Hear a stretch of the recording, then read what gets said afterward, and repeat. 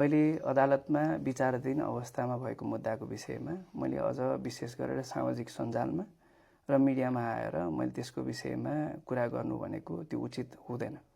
तथापि मैले अगाडिदेखिको अवस्थाको यसो विचार गरेर, जस्तै कि सर्वोच्च अदालतले अहिलेसम्म खेलेका भूमिका, न्यायपालिकाले खेलेको भूमिकालाई मैले सम्मान गर्दै उहाँले न्यायोचित काम गर्नुहुन्छ भन्ने मलाई विश्वास छ।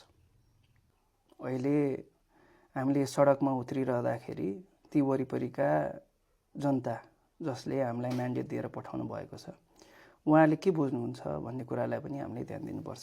हामीले पछिल्लो अवस्थालाई हेर्दाखेरि उहाँले अलिकति पनि त्यो कुरालाई रुचाउनु भएन कि भन्ने कुरालाई पनि हामीले मूल्याङ्कन गर्न सक्नुपर्छ।